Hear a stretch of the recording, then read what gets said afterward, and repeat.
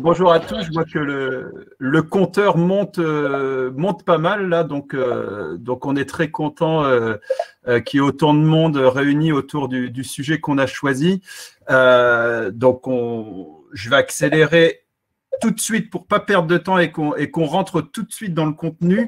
Donc moi je suis très content de pouvoir animer cet échange là d'une petite heure. On va avoir 3/4 d'heure de présentation et vous aurez évidemment toutes les questions que vous pourrez poser, comme c'était dit, même au fil de l'eau, et on y répondra au dernier quart d'heure.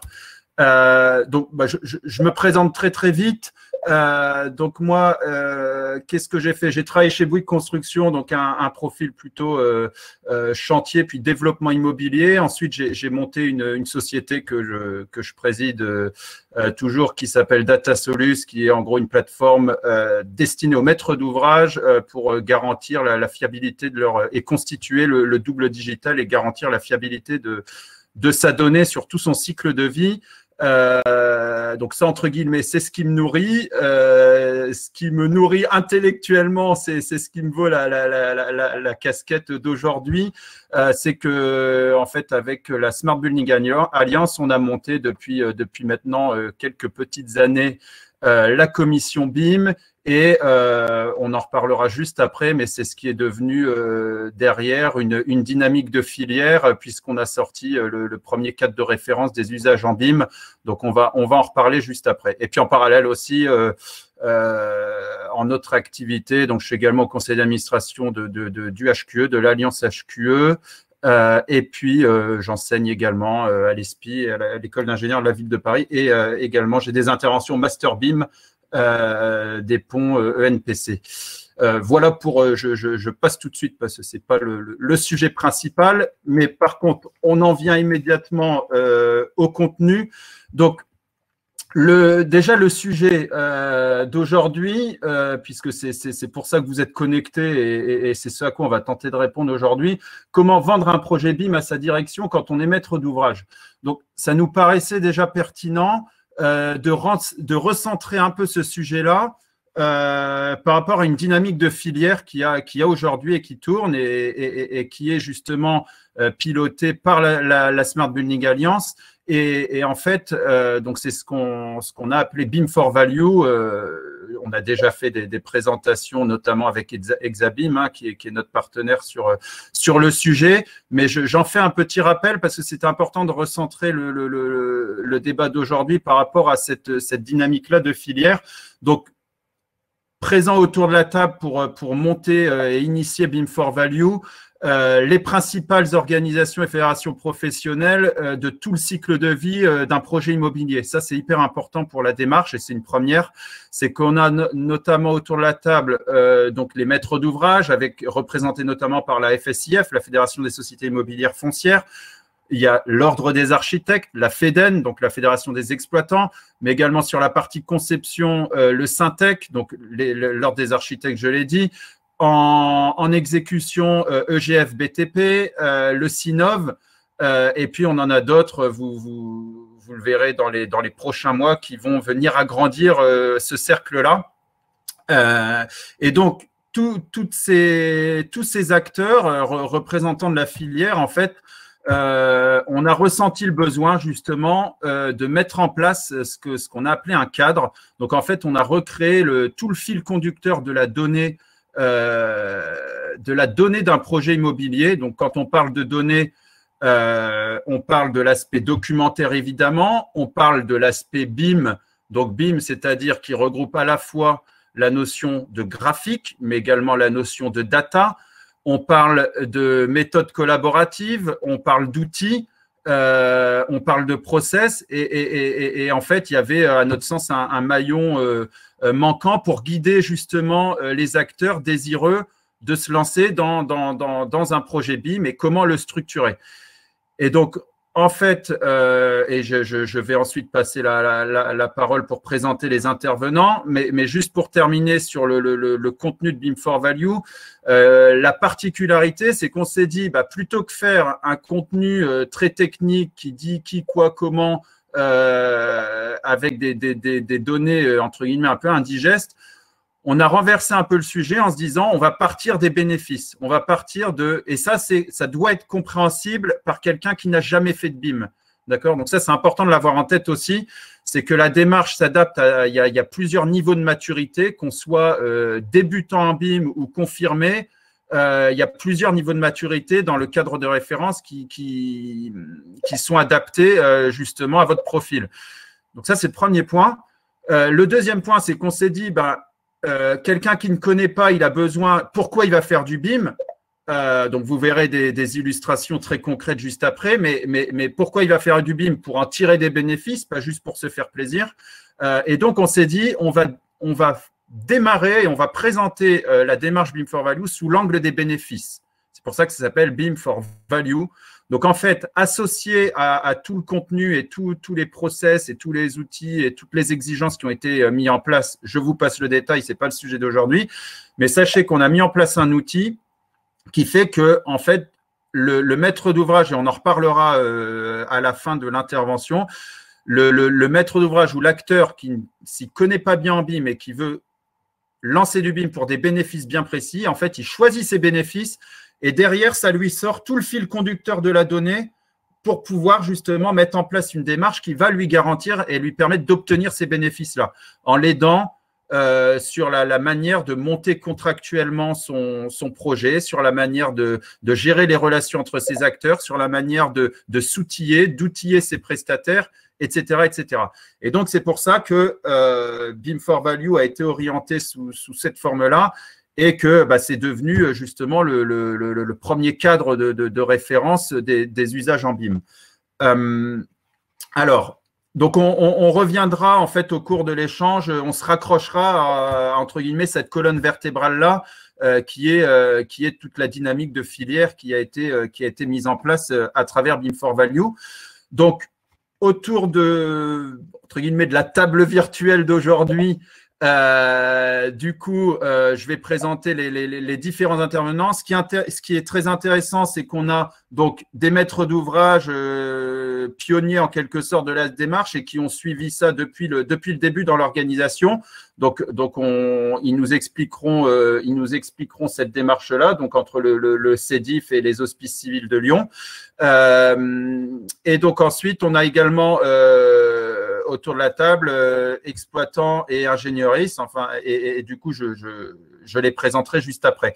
Et donc, le plan ensuite va être, vous l'avez là sous les yeux, mais je vais tout de suite passer la parole puisqu'on est toujours dans le timing, mais je suis le timekeeper aujourd'hui, donc je vais me dépêcher. Donc, au niveau des intervenants, je vais les laisser chacun se présenter et vous verrez la diversité des profils et c'est ça, à mon sens, qui va être intéressant pour la table ronde d'aujourd'hui. Alors, je laisse la parole à Emmanuel. Bon, bonjour à toutes et à tous. Donc, Emmanuel Cornu, je suis directeur d'un département qu'on appelle Eau et Génie urbain au sein d'Artelia. Un département qui compte une centaine de personnes et notre domaine d'activité, c'est tout ce qui concerne le petit cycle de l'eau. Donc, c'est l'eau en ville, depuis le captage, le traitement, la distribution, la production, l'épuration et toute l'ingénierie des infrastructures urbaines qui gravitent autour de ce petit cycle de l'eau. Donc, je suis basé à Choisy-le-Roi, dans le sud de Paris, dans le Val-de-Marne. Donc, quelques mots sur Artelia. Donc, Artelia est un groupe international multidisciplinaire qui intervient dans le domaine du conseil, de l'ingénierie et du management de projet. Donc, dans les secteurs du bâtiment, des infrastructures et de l'industrie. Artelia, aujourd'hui, c'est près de 6000 collaborateurs. Plus près de 3600 collaborateurs sont basés en France et on est implanté dans une cinquantaine d'agences sur le territoire français. Artelia, ensuite, est présent dans plus de 40 pays et donc est devenu aujourd'hui un acteur de référence de l'ingénierie en Europe. Voilà, donc le chiffre d'affaires d'Artelia est toutefois encore réalisé à plus du 2/3 de son chiffre d'affaires en France. Et la spécificité d'Artelia, c'est que 100% du capital est détenu par les managers et les salariés. ce qui nous donne une totale indépendance dans les conseils, la conception et les missions que nous menons pour le compte de nos clients, qui sont à la fois des clients privés et des clients publics. Voilà, rapidement présenté. Donc, je donne la parole à Laurent qui va vous présenter Karl. Oui, bonjour à tous. Donc, je suis Laurent Truxello, responsable produit et innovation pour l'éditeur de solutions de gestion de maintenance, de gestion de patrimoine, d'asset management qui s'appelle Karl Berger-Levrault. Nous accompagnons également nos clients dans ces démarches de mise en œuvre et de déploiement. C'est une entreprise qui a plus d'une trentaine d'années, dédiée sur ce métier. Nous faisons partie depuis 2 ans du groupe Berger-Levrault, qui est un groupe spécialisé dans l'édition de logiciels, qui fait partie des 20 plus grands éditeurs français. Alors, nos solutions, vous en avez un échantillon ici, sont dédiées aux acteurs de terrain pour pouvoir réaliser la maintenance et la gestion des équipements. Nous adressons tous les marchés, de l'industrie en passant par les grandes infrastructures, aéroports, ports, routes, bâtiments, transports, villes, pour les réseaux secs et humides, entre autres. Et le lien aujourd'hui avec cette conférence, évidemment, c'est que depuis maintenant plusieurs années, les solutions de gestion ont intégré une composante SIG, ont intégré une composante cartographique, une composante graphique avec les plans également. Et donc depuis évidemment plusieurs années, cette notion de référentiel qui provient d'une vision graphique s'est intégrée dans nos produits. Et pour faire le lien avec le BIM, eh bien depuis maintenant 5 ans, nous collaborons avec certains de nos clients autour du BIM, et il y a 2 ans, nous avons mis en œuvre un premier connecteur IFC4 pour pouvoir interopérer avec les maquettes. Mais on aura l'occasion d'en reparler. Bonjour à toutes et à tous, je suis Isabelle Radlac, je suis la responsable du service des ouvrages dans un établissement public créé en 1923, le syndicat des eaux d'Île-de-France. Donc établissement public qui sert à produire et distribuer l'eau potable qui alimente 4,6 millions d'usagers en Île-de-France, donc 7 départements, un ensemble de 151 communes. Donc, réels décideurs et propriétaires de tout un patrimoine immobilier constitué par ce que j'appelle, le mot ouvrage est un petit peu très neutre, mais veut tout simplement dire tout ce qui est au-dessus du sol et qui est relié par un réseau, le fameux réseau d'eau potable. Donc, les ouvrages, ce sont des usines, des stations de pompage, des réservoirs, des bâtiments un petit peu plus traditionnels du tertiaire, qui sont répartis sur 70 sites, 280 bâtiments au sens bâtiment, sachant qu'il y a toute taille, 600 000 mètres carrés utiles, même si ce n'est pas forcément très parlant, ce n'est pas vraiment les mêmes mètres carrés, ce sont des mètres carrés très innervés, avec des équipements lourds intégrés, du process, de l'industriel au sens électricité, électromécanique. Énormément de terrain, tout ça tout simplement nous appartient et c'est réparti dans ces 151 communes. 120 collaborateurs, si j'ose dire 120 agents, mais pour faire tourner tout ça, nous avons une délégation de service public avec un acteur privé. Aujourd'hui, c'est Veolia Eau Île-de-France, société dédiée créée pour le CEDIF, mais néanmoins, nous sommes réellement le maître d'ouvrage qui décide. Et à ce titre, je suis là pour vous parler effectivement de comment j'ai pu convaincre ma direction de recourir au BIM, exactement. Donc, le budget du CEDIF, anecdotique peut-être, mais c'est 120 millions d'euros par an. Ça peut être assez variable dans le temps, mais nous sommes vraiment quelqu'un qui fait des investissements et qui a eu besoin de recourir au BIM. On vous l'expliquera un petit peu plus tard. Donc, je passe la parole à Corinne. Bonjour à tous et à toutes, Corinne Duru. Donc, moi, je suis directrice du département maintenance-exploitation au sein d'un autre grand maître d'ouvrage qui œuvre dans le milieu de la santé, puisqu'il s'agit des Hospices Civils de Lyon, établissement public de santé de Lyon, qui est donc le 2e CHU de France, avec plus de 6 000 lits et 24 000 employés. C'est l'employeur majeur de la région, qui comporte aujourd'hui 17 sites, donc 14 établissements de santé. En termes de gestion du patrimoine et d'exploitation, ce qui nous soucie en notre sens, c'est la sécurité, bien sûr, du personnel et des patients, donc, et la qualité du service.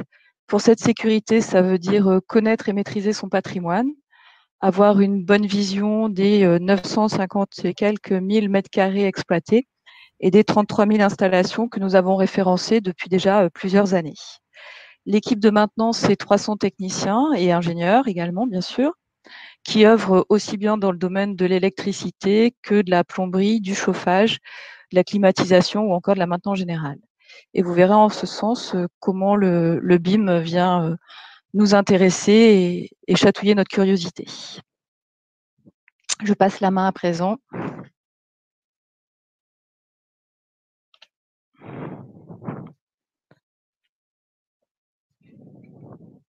À Nicolas.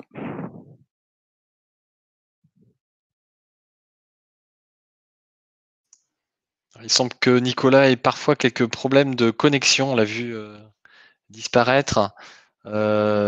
Nicolas, si tu peux nous rejoindre, je te rendrai la main, mais pour ne pas perdre de temps, eh bien, je pense qu'on va pouvoir commencer directement par la première question à Isabelle et à Corinne. Comment et pourquoi s'intéresser finalement au BIM? Alors, pour le syndicat des eaux d'Île-de-France, premier service public de l'eau en France, qui faisait des opérations tout à fait classiquement selon le mode maîtrise d'ouvrage public, loi MOP. Que s'est-il passé? En 2014, parution du rapport Delcambre, anticipation du plan de transition numérique, effectivement très, très, très orienté bâtiment. Donc, étant architecte de formation, je me suis toujours intéressée à ce qui se passait dans le monde du bâtiment pour essayer d'en tirer les meilleurs atouts et les meilleurs avantages pour réaliser de très, très bons bâtiments industriels. Je ne dis pas beaux, mais bons, à savoir au moins aussi réfléchi dans la démarche programmation, conception, suivi des études d'exécution que pour les bâtiments. Donc, les infrastructures du CEDIF sont surtout des objets où on s'intéresse surtout à ce qu'il y a à l'intérieur. Mais néanmoins, nous avons quand même des objets qui ont une visibilité manifeste. Donc, vous avez quelques images qui vous montrent tout simplement des châteaux d'eau. On ne construit pas tous les jours des châteaux d'eau en Île-de-France ou en France. Et ce sont des objets qui ont également une complexité interne qui doit à la fois fonctionner, mais qui doit surtout être acceptée. Donc, il y avait une très, très forte valeur, acceptabilité dimensionnelle, esthétique, 3D. Et j'ai découvert effectivement qu'on était en train de parler du BIM un petit peu partout.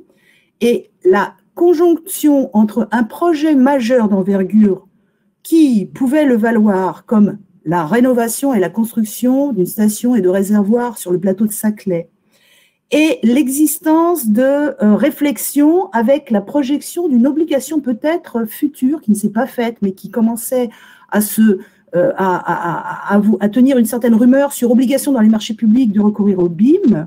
Ce qui se passait également en Europe, tout simplement, au Royaume-Uni, les bons exemples, et surtout un maître d'œuvre qui était déjà aguerri ou qui était déjà un peu précurseur, tout simplement, Artelia. Donc tout ceci a fait que nous avons rajouté à une opération tout à fait classique menée en maîtrise d'ouvrage classique 2D avec éventuellement des rendus 3D, la plus-value du BIM et que je l'ai surtout comprise moi-même en me forgeant une expérience, je n'ai pas peur de le dire sur le tas. Qu'est-ce que l'objectif? Quels sont les avantages du BIM? C'est tout simplement l'interaction avec des métadonnées et la démarche collaborative. Donc, cette gestation a émergé en 2015. Il a fallu pas mal d'années pour évoluer depuis maintenant 5 ans après, mais néanmoins, ça a commencé par et si on y allait, et avec l'idée que comment le premier service public de l'eau, il ne serait pas du tout capable de faire du BIM comme les autres maîtres d'ouvrage dont on voyait déjà des exemples auprès de la SNCF, auprès de tous ceux qui ont des infrastructures. Donc voilà comment c'est arrivé. À plus tard. Je passe la parole à Corinne. Donc l'histoire au CHU de Lyon est un peu analogue à celle que vient de nous raconter Isabelle. Effectivement, on avait entendu parler du rapport Delcambre, on avait eu connaissance de maîtres d'ouvrage qui réfléchissaient, qui se penchaient sur la question.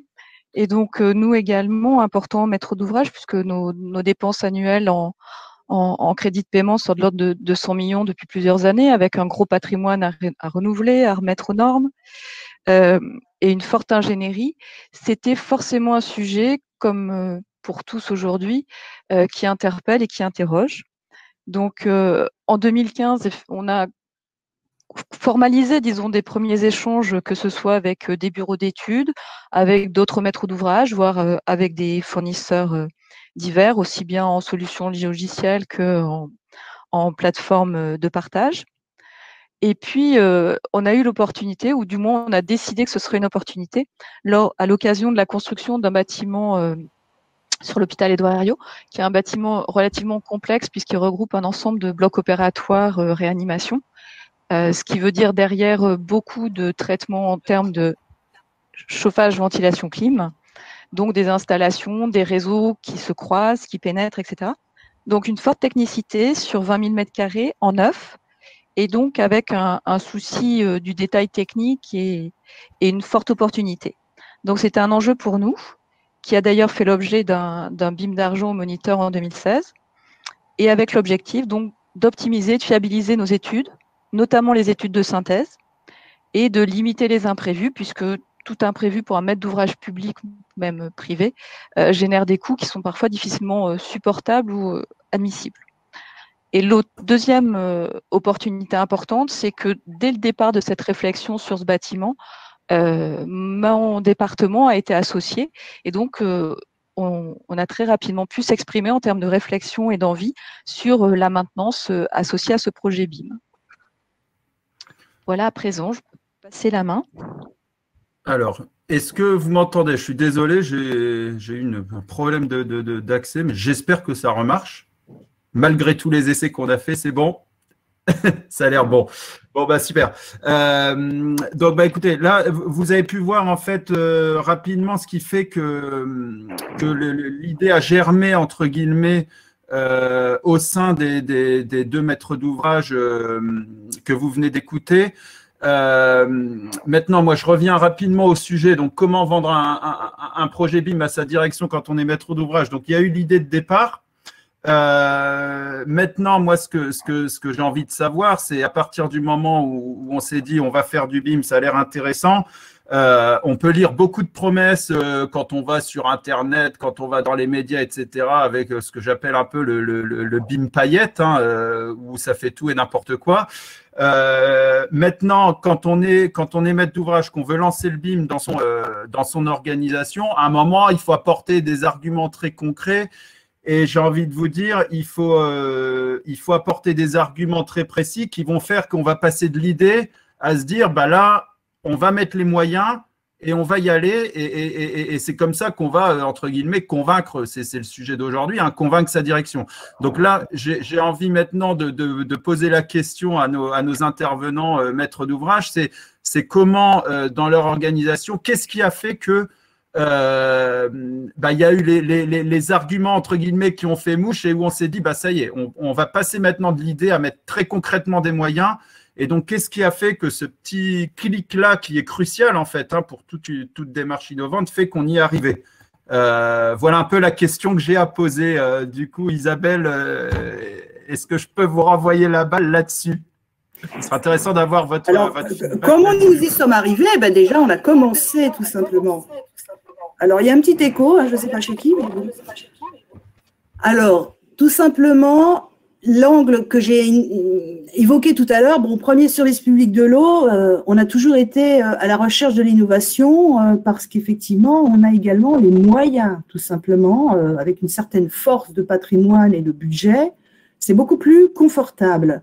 Donc, la première approche pour les élus, en tout cas le premier angle d'attaque, si j'ose dire, c'était nous allons être innovants. Nous devons être innovants, nous n'avons pas le choix qu'être innovants, donc nous allons être innovants. Imaginons que bientôt, il n'y aura plus de CAO classique. Et l'exemple que je citais toujours, c'est vous avez admis que nous sommes passés de la planche à dessin à l'ordinateur, ben voilà, c'est pareil, on parle de l'ordinateur à la plateforme BIM, vous oublierez bientôt tout le reste. Donc, effectivement, c'est très facile à vendre aux élus dès qu'on leur montre quelques illustrations 3D. Mais il a fallu dépasser le mot 3D. Et là, c'était plus difficile de renchérir sur la plus-value des métadonnées. Donc là, il a fallu faire quand même pas mal de pédagogie. Ensuite, les exemples qu'on pouvait tirer, c'est toujours des gros maîtres d'ouvrage bâtiment qui avaient quelques années, voire peut-être une décennie même d'avance. chez qui ça avait l'air de marcher très bien, mais tous les exemples que je présentais étaient très arides. C'était des conventions de fonctionnement BIM, c'était pas très vendeur. Donc tout simplement, le maître mot que j'ai aussi utilisé, c'est « et on va faire des économies ». On va peut-être d'abord dépenser de l'argent, hein, la fameuse roue, ou du moins la cloche où on dépense plus d'argent avec le BIM au début parce qu'on fait des études peut-être plus poussées, où on a une approche plus collaborative en phase étude, mais tout ça pour gagner de l'argent après, de l'argent tout simplement en phase d'exécution de chantier, tout simplement parce qu'on a évité des erreurs, parce qu'on s'est bien mieux rendu compte de ce qu'on allait faire en le visualisant et en l'interfaçant entre toutes les dimensions caractéristiques des ouvrages, qu'elles soient fonctionnelles, techniques, spatiales et autres, voire temporelles. Et également, on va éviter les remords. Ah, je n'avais pas compris que ce serait comme ça pour l'exploitant qui était associé en tant qu'utilisateur. Et évidemment, in fine, mais ça, on en parlait très peu au début parce qu'il n'y avait pas beaucoup de retours d'expérience sur et tout ça, ça nous permettra de gagner de l'argent également en coût de fonctionnement avec les utilisateurs in fine. Mais bon, c'était pas ça le principal angle d'accroche, c'était nous allons éviter de perdre de l'argent en études d'exécution en phase chantier, donc finalement on va en gagner, on sera plus fiable, nous serons innovants, nous allons plus facilement communiquer et nous avons les moyens de le faire par un projet pilote. Donc la première demande c'était quelques dizaines de milliers d'euros en phase d'études de conception de maîtrise d'œuvre, sachant qu'il fallait aussi aller au-delà, mais ça a été crescendo et effectivement, pendant que les années se sont écoulées entre 2015 et maintenant, je dirais, si je résume, qu'on a commencé à l'envers. Le prototype par le projet pilote, où nous étions tout de suite dans l'opérationnel et franchement, les mains dans le cambouis avec une convention de fonctionnement BIM. Je ne savais même pas ce que c'était, mais je faisais une convention avec mon maître d'œuvre BIM Manager. Ensuite, 2 ou 3 ans après, mais faudrait-il pas extrapoler ça d'une manière plus générale? Donc, établissons-nous une charte BIM. Et donc, on fait le chapeau à toutes les conventions possibles dans l'idée déjà de décliner et de développer plusieurs projets menés selon la démarche BIM, puisqu'en parallèle, de un projet pilote, c'était devenu 10-15. Et puis maintenant, début de l'année 2020, décrivons notre réelle politique BIM, faisons un schéma directeur BIM du futur à moyen et long terme, et c'est ça que nous vivons maintenant, avec effectivement les modalités de dépenses et de fonctionnement sur les 15 ans à venir. Donc effectivement, c'est quand même un travail où pour qu'on y arrive, il faut être formé, donc il faut s'auto-former, comme je le disais, la formation de service, la formation aussi de mes collaborateurs, ingénieurs et architectes chargés d'opération, conducteurs d'opération. Nous avons aussi vu émerger l'amélioration dans le monde professionnel de la formation de nos prestataires, de nos contractants, c'est-à-dire les architectes, les bureaux d'études et les entreprises elles-mêmes. Donc, tout a évolué en parallèle. Et ensuite, nous nous sommes dotés des quelques outils qu'il fallait pour un maître d'ouvrage, qui ne sera jamais un BIM modeling ou un BIM utilisateur de haut vol des logiciels BIM, puisqu'on ne crée pas les maquettes, on ne fait que les interroger et les contrôler. Donc, ça veut dire aussi se doter de matériel, de lecture et de consultation. Et pour revenir, il y a très peu de formation à l'usage des maîtres d'ouvrage, mais quand on en fait, il faut vraiment toujours ne jamais oublier de dire « moi, je suis maître d'ouvrage, je veux juste avoir une formation pour les maîtres d'ouvrage » et je trouve que celle que j'ai faite personnellement en 2018 n'a fait que recoller des morceaux à quelque chose que j'avais d'une manière disparate appris sur le tas. Je passe la parole à Corinne. Merci Isabelle. Et donc ce que je comprends, c'est que le démarrage, en fait, donc c'était pas forcément les premiers arguments sur des promesses d'économie, mais déjà éviter entre guillemets des aberrations et des gaspillages sur le projet. Hein. C'est comme ça que vous avez pu lancer les premiers projets pilotes. Tout à fait. Et puis l'envie de tester aussi. Et tester, parce que moi j'y croyais personnellement, que j'avais également plusieurs projets qui se décelaient et qu'on avait quand même un sacré retour d'expérience sur 100% carrément des opérations.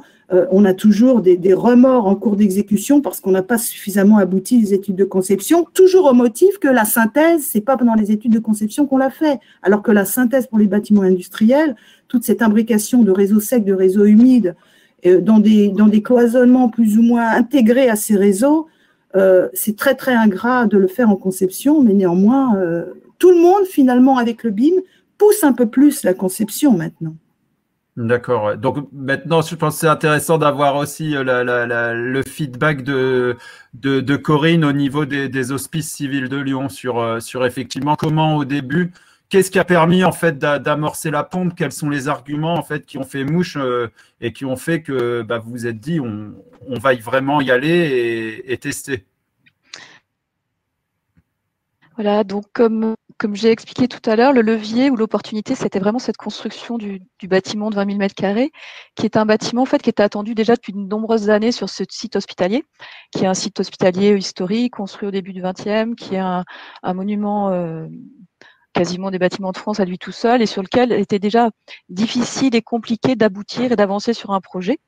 Et donc ce projet, il était mûr, il était en phase conception, il avait eu son permis de construire. On allait attaquer la phase réalisation.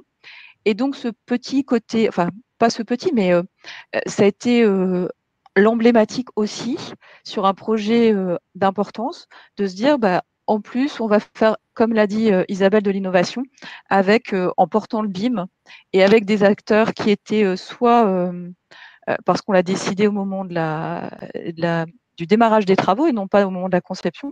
Donc, des entreprises de travaux qui étaient volontaires et qui portaient aussi le projet avec nous.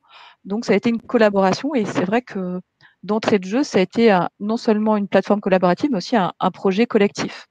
Donc ça a été déjà une action forte, de l'innovation, un projet emblématique et des acteurs volontaires. On est par contre un maître d'ouvrage qui a la maîtrise technique de ces installations. Donc, on a vraiment aussi la volonté de comprendre notre modèle BIM, de l'exécuter et de le réaliser, c'est-à-dire d'être formé avec une équipe de concepteurs qui ne fait pas la totalité de la conception pour les HCL, on n'aurait pas les moyens, on externalise aussi, mais on a aussi en interne une capacité à monter nos maquettes, ce qui nous garantit aussi une meilleure compréhension des maquettes externes, vérification et contrôle. Et c'est vrai que BIM, régulièrement, c'est enjeu et communication, et c'était aussi aller au-delà avec cette volonté de le garder en exploitation. Comme l'a dit Nicolas, le première étape du BIM, enfin un des arguments aussi, c'est favoriser, faciliter les études de synthèse et donc limiter les surcoûts en phase chantier quand on ne serait par exemple pas aperçu que je sais pas moi, que la gaine de désenfumage telle qu'on l'avait conçue et dessinée se retrouvait dans une poutre en béton déjà placée. Donc ça, c'est un fort enjeu. Et c'est pas que la littérature, c'est des choses qui existent. Donc le BIM a très clairement cet intérêt d'anticiper les anomalies. En termes de moyens, nous avons formé non seulement nos techniciens, mais l'ensemble du personnel, enfin des ingénieurs également, pas tant à la manipulation complète du BIM, mais au moins ne serait-ce que savoir ouvrir une maquette, se repérer à l'intérieur et savoir faire des coupes. Et donc, pour ce faire, on a différentes licences, outils informatiques qui ont dû être mis à niveau et acquis au sein des hospices. D'accord, bah merci, merci Corinne en tout cas pour ce feedback. Alors, et puis en plus, ça fait écho avec les questions que je vois défiler. Mais donc ce que je disais, c'est on a l'idée qui germe au début. Donc, je reviens toujours au sujet, hein, comment vendre un projet BIM à sa direction quand on est maître d'ouvrage. Donc, on a l'idée qui germe au début. On met en avant des arguments et entre guillemets des promesses qui vont permettre d'amorcer la pompe et de passer entre guillemets à l'acte. Bah, du coup, maintenant, très logiquement, j'ai envie de vous dire, bah, après ces premiers éléments, et quand on a vendu le BIM à sa direction, bah, à un moment, on doit rendre des comptes et on nous demande justement bah, si les promesses qu'on a faites pour initier le projet ont été tenues. Un petit peu, beaucoup, pas du tout.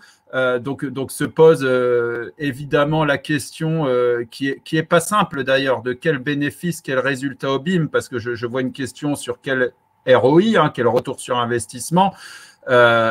Juste, et je vais laisser la parole à Isabelle juste après, mais sachez que ce sujet-là, même au niveau, nous, de BIM for Value. Moi, le rêve et bon, alors on m'a dit que c'était utopique au départ, mais on va quand même continuer avec le groupe de travail à avancer là-dedans. L'enjeu à terme, pour moi, c'est de pouvoir être en mesure de dire bah, je veux du BIM pour tel et tel bénéfice, voilà combien ça va me coûter, et voilà combien ça va me rapporter. Philosophiquement, comme ça, c'est très facile à dire. Dans les faits, ça reste un sujet hyper complexe. Là, je parle côté BIM for Value, puisque notre enjeu, notre objectif, c'est de pouvoir justement mesurer cette valeur qu'on apportera à travers une démarche BIM correctement menée.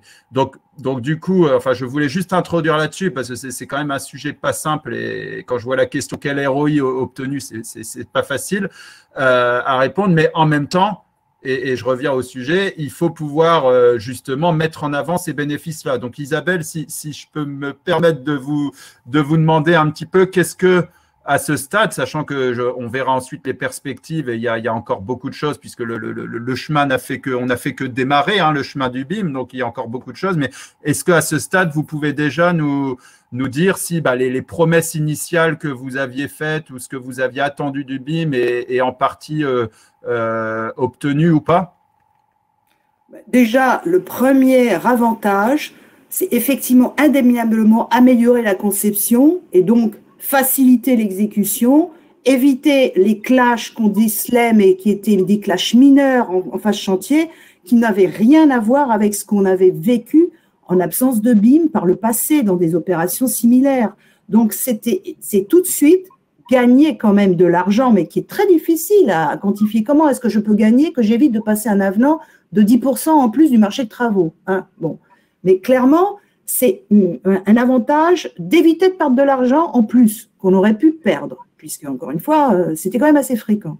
Deuxième argument, Isabelle, oui, juste pour compléter, il faut aussi avoir en tête qu'il y a la courbe de maturité, entre guillemets, la montée en compétences qui a un coût aussi et pas forcément de bénéfices immédiats. Alors, pour le maître d'ouvrage, c'est très facile. Hormis les petites formations qui ont été délivrées à l'ensemble des ingénieurs et architectes du service, qui sont quand même assez modestes, de quelques milliers d'euros, le reste, la dotation d'équipements boostés, mais quel équipement? Tous les portables maintenant, tous les les ordinateurs permettent de lire des maquettes numériques, puisque nous sommes que des viewers, nous ne sommes pas des contrôleurs. Nous faisons comme pour les hospices civils des extractions pour faire des coupes et des extractions 2D, parce que pour les contrats encore liés loi MOP, nous sommes obligés d'avoir des livrables 2D et de les vérifier à ce titre. Mais néanmoins, l'investissement est assez mineur, d'autant plus que nous avons trouvé une astuce, c'est de forfaitiser la plus-value en du BIM dans les marchés de maîtrise d'œuvre pour l'intégrer dans le coefficient de complexité. Donc, il n'y a pas de mission sup BIM en plus, il n'y a pas de choses où on serait dans une opacité complète. Si vous faites du BIM, vous faites de la conception menée en BIM ou une mission de maîtrise d'œuvre menée en BIM, eh bien, c'est juste un tout petit peu plus cher, mais nous commençons déjà à avoir un retour d'expérience avec différents types de maîtrise d'œuvre sur le fait que ce n'est pas si significatif que ça. Donc, l'autre atout, mais qui est plus difficile, parce que c'est vraiment un propos de maître d'ouvrage, mais un propos de maître d'ouvrage qui n'est pas simplement ancré dans la comptabilité, c'est l'ergonomie. Mais la conception, c'est l'ergonomie, et c'est aussi la pérennité et la durabilité des bâtiments. Si vous faites une conception où vous avez déjà prévu tous les actes d'intervention de la maintenance, mais au sens comment je vais pouvoir évoluer, parce que vous l'avez mieux visualisé grâce à la modélisation 3D, certes, mais aussi avec des cinématiques de manutention que vous pouvez faire par le BIM, eh bien, grâce à ça, vous gagnez aussi quelque chose sur le fait que vous n'allez pas réintervenir trop vite dans votre patrimoine bâti, que vous allez le faire vivre des dizaines d'années et qui pourra faire face à des évolutions réglementaires, à des ajouts d'équipements qui n'étaient pas encore connus aujourd'hui et qui permettront de ne pas le rendre de toute façon obsolète trop vite. Donc, c'est vraiment un des propos sur la durabilité du patrimoine. Ensuite, effectivement, grâce au BIM, les bénéfices, c'est que pour créer une maquette numérique, vous avez deux modes d'emploi. Vous avez la construction neuve, on part de zéro, il n'y a rien, mais la réhabilitation, parce qu'un maître d'ouvrage, il a beaucoup de réhabilitation, il doit créer par une capture de l'existant, il doit commencer par une capture de l'existant et le nuage de points, si vous le systématisez à l'échelle de tout un patrimoine, vous constituez votre patrimoine, votre base de données de gestion patrimoniale qui également est encore dans l'esprit de faciliter l'exploitation ultérieure, même si vous le faites pour un bâtiment à rénover à l'instant T. Mais si vous le systématisez, c'est ce qu'on est en train de réfléchir au CEDIF, de manière à avoir la totalité de notre patrimoine bimé par ces fameux nuages de points. Alors, je vais devoir passer là, parce que je vois le temps qui passe. Bon, on a démarré avec un peu de retard, mais juste, alors si vous avez un dernier... Je termine juste en disant, grâce à tout ça, et parce qu'on a réussi aussi à faire comprendre aux exploitants qui sont les futurs destinataires de l'objet mis en service après le marché de travaux, que c'est grâce aussi au BIM qu'ils auront un ouvrage bien plus ergonomique et qu'ils seront bien plus à l'aise et qu'ils auront aussi un coût de maintenance optimisé parce qu'ils n'auront pas à intervenir dans des conditions qui générera des coûts de main-d'œuvre supplémentaires. Voilà, excusez-moi pour la longueur. Non, merci Isabelle en tout cas. Et du coup, Corinne, je vous renvoie un petit peu le même type de question. C'est est-ce que vous pouvez nous dire justement, à partir des promesses initiales, un petit bilan de justement les retours sur investissement au sens large, qualitatif, quantitatif, que vous avez pu constater à ce stade? Alors, très clairement, dans la phase construction, il est évident qu'on a eu beaucoup moins d'imprévus. Et je ne sais pas si vous visualisez, ça c'est la maquette chauffage, ventilation, clim du bâtiment. Quand je disais qu'elle était très complexe, vu de loin, ça, ce qu'on pourrait appeler un plat de nouilles. Donc c'est vrai que c'était quand même un fort enjeu. Et cet enjeu-là, il a été réussi, puisqu'on n'a pas, on parle de plus-value, d'avenant, mais on parle aussi de manque d'exploitation quand on doit prendre 6 mois de plus ou 3 mois de plus pour un chantier, parce qu'on n'a pas été aussi fin que ça sur les études préalables. Donc ça, c'est vraiment un plus constaté. Sur les différents points, donc nous, effectivement, on a été, comme tout maître d'ouvrage, amené à rédiger notre référentiel et notre cahier des charges, qui s'applique et qui explique et qui s'impose à nos différents partenaires. Et aujourd'hui, on constitue des DO numériques avec une quantité de locaux importante, mais aussi ce qui alourdit les maquettes, des caractéristiques et des installations techniques très détaillées, peut-être trop détaillées, pas à notre demande, mais souvent par facilité par les constructeurs, voire les bureaux d'études. Et c'est vrai que moi, de mon point de vue exploitant, il y a des fois beaucoup trop de données. Et là, ça impacte quand même les outils informatiques, dans le sens où, non, nous, on n'a pas été capable avec nos outils informatiques d'ouvrir facilement des maquettes. Et donc, il a fallu surenchérir pour avoir des cadres graphiques plus dynamiques pour y arriver. Après, on a sans doute une action de toilettage des maquettes et d'actions complémentaires pour en tirer le meilleur bénéfice. Ah, pardon, je croyais qu'il y avait un autre truc avant. Effectivement, bon, vous nous avez déjà en partie répondu, mais c'était bon, Corinne. Enfin, ceci, vous pouvez répondre sur la slide suivante, mais du coup, moi, j'ai envie de vous poser la question s'il faut vraiment prendre du recul. Du coup, voilà, quels enseignements vous avez pu tirer jusqu'à maintenant en quelques points rapides? Allez-y, Corinne, finissez de votre explication. Donc, et puis, sur l'enseignement, je dirais de la partie construction, conception, les choses dans le bâtiment sont effectivement assez bien cadrées et avec plusieurs années d'expérience. Visiblement, les bureaux d'études, maîtres d'œuvre et entreprises commencent à être relativement sachantes et performantes. Pour ce qui est de la partie exploitation, ce qui nous intéressait, nous, c'était 2 choses essentielles. Récupérer les données du bâtiment pour alimenter notre GMAO et disposer d'un viewer, d'une visualisation graphique pour nous permettre d'exploiter au mieux le bâtiment, connaître son comment dirais-je, il y avait une espèce qu'on voulait dire de logique réseau.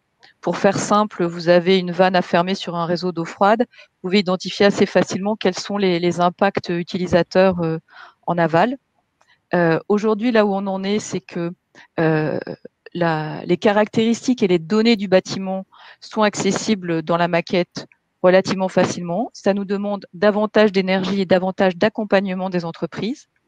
Parce que même si nous avons écrit notre référentiel BIM, notre charte BIM, elle est propre à chaque maître d'ouvrage et les entreprises ont parfois du mal à se l'accaparer quand de toute façon sur la vie d'un bâtiment, elle ne passe que parmi les 6 mois de chantier ou les 2 ans de chantier. Donc il y a un accompagnement qu'il faut qu'on durcisse et qu'on enrichisse. Il faut qu'on travaille sur la taille des maquettes, ça je l'ai signifié tout à l'heure. Et ensuite, après, on a une expérimentation à faire sur les viewers qui sont aussi, qui doivent évoluer et être sans doute plus démocratisés ou plus accessibles aujourd'hui. Voilà sur les apprentissages. Alors, merci Corinne. Du coup, Isabelle, est-ce que vous avez des choses à compléter? Puis ensuite, je laisserai la parole parce que du coup, on a vu le point de vue du maître d'ouvrage, mais surtout aussi, on verra les autres acteurs qui peuvent intervenir. Donc, est-ce que vous avez des petites choses à compléter, Isabelle, par rapport à ça?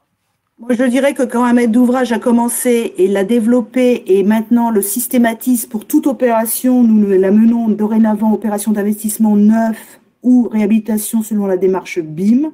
Donc, il n'y a plus de retour en arrière, ça devient normal, ça devient un mode de fonctionnement.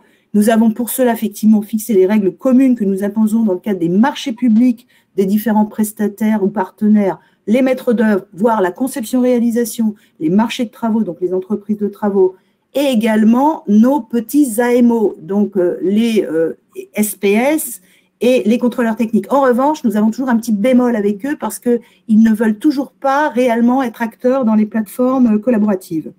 L'exploitant, évidemment, sera les destinataires de ce qu'on appelle encore un dossier des ouvrages exécutés, qui sera tout simplement la maquette telle que réalisée, la fameuse maquette numérique finale, dont parlera plus tard Artelia, je pense. Donc, de toute façon, chacun est dans son rôle. Là où on bute, parce qu'on est quand même dans une phase de transition pour les maîtres d'ouvrage, c'est que nous avons quand même une juxtaposition des règles de la commande publique, avec toujours la référence à loi MOP qui est codifiée maintenant dans le cadre de la commande publique et quels sont les attendus, qui parlent quand même encore et toujours de livrables 2D. Donc nous demandons, et ça c'est ce qui ne marche pas très bien encore dans les phases d'exécution travaux, c'est des extractions de T issues de la maquette numérique qui sont les seuls moyens que nous avons en tant que maître d'ouvrage de valider et contrôler quelque part certains points d'étape de la construction. Malheureusement, un maître d'ouvrage, il ne peut pas faire un blanc-seing en disant « je valide la maquette telle qu'elle est » parce qu'on n'a aucune puissance pour vérifier toutes les métadonnées. Donc, c'est par échantillonnage. Et c'est pour ça que nous nous appuyons sur un BIM manager qui, lui, fait des revues de maquettes. Et donc, c'est ça qui va évoluer, je pense, dans les 2-3 ans à venir, qui n'est pas encore tout à fait stabilisé. Comme nous n'avons pas encore totalement livré des bâtiments complètement terminés en phase d'exploitation BIM, on n'a pas encore une vision complète du cycle. En 5 ans, nous avons fait conception, nous sommes en exécution, nous ne sommes pas encore en réception, donc pas encore en utilisation, avec parfois ce qui arrive juste à la fin des opérations. Donc ça, c'est à suivre, en vigilance.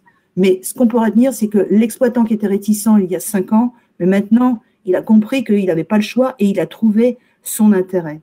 Donc moi, je trouve que c'est aussi une réussite. Voilà. Merci Isabelle justement pour la transition, parce que du coup, la finalité du BIM, c'est quand même, et vous l'avez dit, d'avoir des données propres.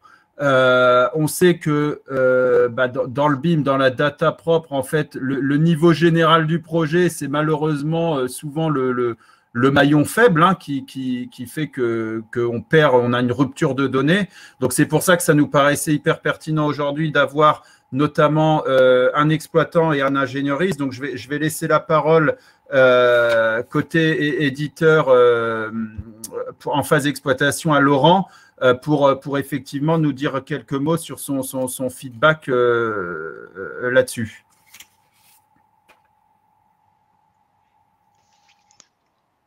Oui, merci. Je dirais, si on rapproche le feedback de nos utilisateurs, puisque nous ne sommes pas utilisateurs de nos produits, j'ai envie de dire, si on se met à la place de nos utilisateurs qui reviennent vers nous, qui voient arriver des maquettes, nos utilisateurs, ce sont, comme Corinne, des services techniques, des directions techniques qui voient arriver les maquettes et qui souhaitent en avoir un bénéfice le plus large possible.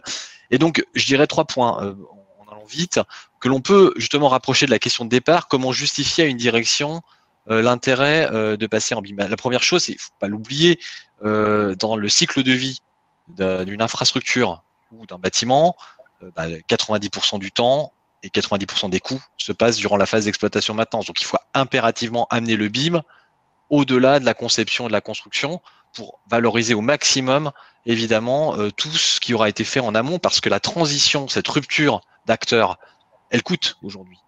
C'est souvent un peu invisible, mais elles coûtent parce qu'il faut récupérer des éléments, il faut aller relire des documents, d'autres acteurs entrent en piste, sans compter évidemment tout ce qu'on aura détecté d'inconvénients. Et d'un point de vue système informatique, puisque l'autre intérêt, c'est de passer sur la digitalisation. Aujourd'hui, c'est le grand mot avec le confinement, tout doit être numérisé bientôt.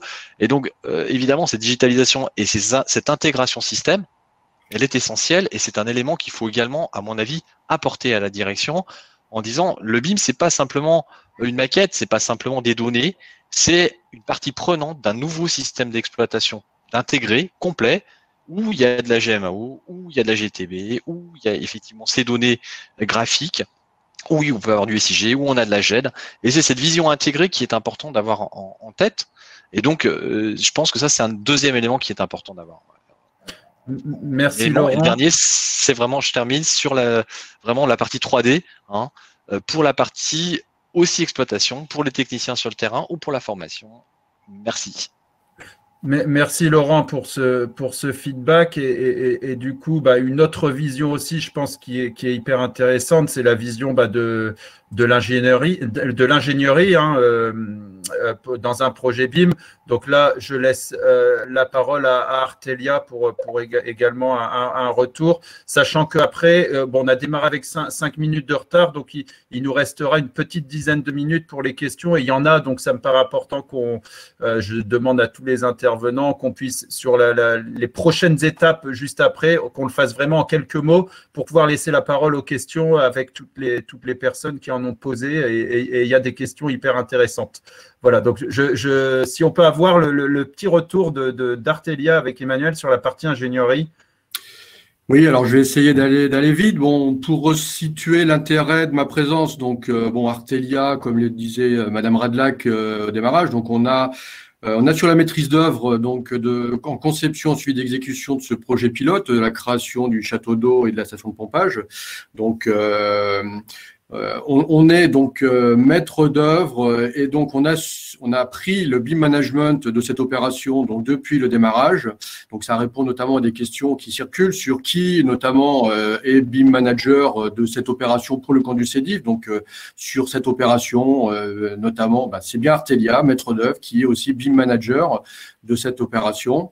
Donc le témoignage que je voulais aussi donné au travers de cette webconférence, c'est que moi j'anime au sein d'Artelia donc un groupe de travail sur la mise en place et le déploiement du BIM au travers des infrastructures. Donc les infrastructures sont très vastes, entre les sujets d'hydraulique urbaine, de transport, de mobilité.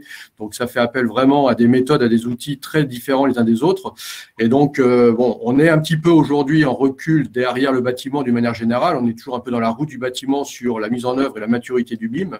Mais aujourd'hui, comme le disait Isabelle Radlac, on ne fera pas marche arrière. Donc le train est lancé et nos équipes régulièrement ont recours au BIM pour réaliser la conception et le suivi d'exécution, quand bien même ce ne serait pas des exigences contractuelles des consultations de marché public sur lesquelles on répond. Voilà. Ensuite, quelques messages clés. Il y a l'intérêt, la nécessité d'avoir une maquette numérique dite durable, c'est-à-dire qu'on a fait le constat, et c'est des retours d'expérience aussi du bâtiment, c'est qu'il faut toujours se projeter dans l'étape d'après, c'est-à-dire que lorsqu'on fait une maquette numérique de conception, au moment de la livrer dans le dossier de consultation de nos entreprises, il faut anticiper la structuration pour qu'elle puisse être récupérée par les entreprises, pour qu'ils évitent de devoir la remodéliser complètement. Donc, on réfléchit en amont à structurer la maquette pour qu'elle soit utilisable. Et je dirais en poussant de la même manière au-delà de la fin de l'exécution, c'est-à-dire une fois qu'on livre la maquette en DO numérique, il faut qu'on anticipe la structuration de la donnée pour qu'elle puisse basculer derrière en exploitation maintenance. Donc, il est clair qu'aujourd'hui, les enjeux, c'est véritablement d'écrire une stratégie de gestion, exploitation, maintenance le plus tôt possible, donc d'associer aux côtés du maître d'ouvrage les futurs utilisateurs, les futurs exploitants mainteneurs, pour qu'ils puissent nous donner les informations et les données dont ils vont avoir besoin le plus tôt possible pour qu'on puisse les faire apparaître dans les maquettes pour que les entreprises puissent se les associer, que les entreprises elles-mêmes, en termes d'exécution, puissent constituer un DO numérique qui soit alimenté de données, comme le disait Corinne, qualifiées et pertinentes. C'est-à-dire qu'on peut mettre tout et n'importe quoi dans une maquette. On va fournir une maquette qui sera tellement énorme et grosse que derrière, plus personne ne pourra rien en faire. Donc, il y a un véritable enjeu de fournir une maquette déjà telle que construite, qui soit le reflet de la réalisation finale, mais qui soit vraiment structurée à la fois en géométrie et en paramètres pour être qualifiée et pertinente pour basculer derrière dans l'étape d'après d'exploitation maintenance. Et on verra à la fin un petit peu le sujet de jumeaux numériques que j'ai vu apparaître dans les questions et qui est vraiment le sujet d'avenir vers lequel il faut qu'on tende aujourd'hui, y compris dans les domaines des infrastructures. Merci Emmanuel. Donc, j'ai vu que certains intervenants ont commencé à répondre aux questions, donc tant mieux, vous pouvez pendant la fin là continuer. Moi, du coup, je vais peut-être passer sur la partie SBA. Je reviendrai à la fin si on a le temps. Je voulais juste en quelques mots chacun, et après on passera dans les 5 minutes qui nous restent aux questions que les intervenants auront trouvées jugent pertinentes de vraiment répondre en live. Mais juste en quelques mots chacun, si vous pouvez nous donner un aperçu de la suite. Du coup, pour le CEDIF, Isabelle. Alors pour le CEDIF, la suite, c'est, puisque nous avons fait un schéma directeur qui va nous définir notre politique pour les 5 à 15 ans à venir, c'est tout simplement le développement d'une base de données patrimoniale BIMée. Donc, c'est clairement être le premier service de l'eau intégralement BIMé, tout simplement tout notre patrimoine scannérisé au sens capture de l'existant, plus pour les opérations en cours d'investissement, menées strictement selon la démarche BIM pour la conception et l'exécution des chantiers, de manière à avoir une maquette numérique unique qui sera notre base de données patrimoniale, à laquelle nous intégrons évidemment ces fameux DOA numériques, mais je pense qu'un jour ils changeront de nom, qui sont les maquettes telles que construites finales à l'issue des marchés publics, mais qui finalement ne seront que des éléments qui vont ensuite avoir vocation à être impactés, incrémentés par l'exploitant dès lors qu'il fera une grosse intervention de maintenance qui changera un équipement. Ce sera remplacer une brique par une autre. Donc l'idée, c'est que notre grande base de données patrimoniale soit effectivement interférencée avec la GMAO et pas l'inverse. C'est pas la GMAO qui de temps en temps interroge la maquette, ce sera la maquette avec la GMAO qui de temps en temps interrogera la maquette, mais tout simplement pour s'occuper que ce qui fait l'objet d'une gestion et d'une maintenance, pas simplement les murs. Enfin, il y a très peu de maintenance des murs, notamment. Et l'intégration aussi du volet réseau. Nous avons un SIG, nous nous posons beaucoup de questions sur les exigences sur un SIG, que faire avec ce que nous avons déjà. Donc, tout ceci va être réfléchi, va évoluer, et forcément, c'est dans 5 ans, je pense qu'on aura fini de tout bimer. Mais ça, il faut le faire. Et donc, la fameuse maquette patrimoniale, le retour d'expérience, si on veut terminer, c'est que le coût du BIM sur quelques opérations, c'est totalement mineur par rapport à effectivement ce coût d'impact global qu'on pourra avoir de gestion patrimoniale à longue échelle. Le CEDIF, il est là depuis plus de 100 ans, il serait là encore, j'espère, longtemps, puisque vous avez besoin d'eau. Voilà. Je termine et je passe la parole à Corinne. Merci Isabelle. Et pour Corinne, pareil, quelles sont les grandes stratégies et les grandes directrices, Grande directrice. Donc, nous, à présent, tous les projets de construction, de rénovation, de réhabilitation sont conçus et réalisés en BIM. On n'a pas dans la stratégie, on a des idées de ne pas le faire, c'est de faire la maquette BIM de l'ensemble du patrimoine existant, parce que la plupart du fondement et des enjeux du BIM, ça serait des installations techniques, des réseaux qui sont de toute façon pas accessibles quand le bâtiment est en exploitation. Donc, la stratégie, c'est donc sur le neuf et la construction, systématisation du BIM. Et les grands enjeux à présent à venir, c'est de faire évoluer l'organisation et les outils pour que ce qui était un prototype avec le H devienne quelque chose de normalisé et de rodé systématiquement. J'ai fait court. C'est parfait. Merci. Merci Corinne. Et du coup, côté exploitation, Laurent? Alors, je vais aller faire extrêmement rapide. Je vais simplement ouvrir sur d'autres perspectives. La première, c'est le premier palier qui a été très bien expliqué et qu'il faut déjà franchir.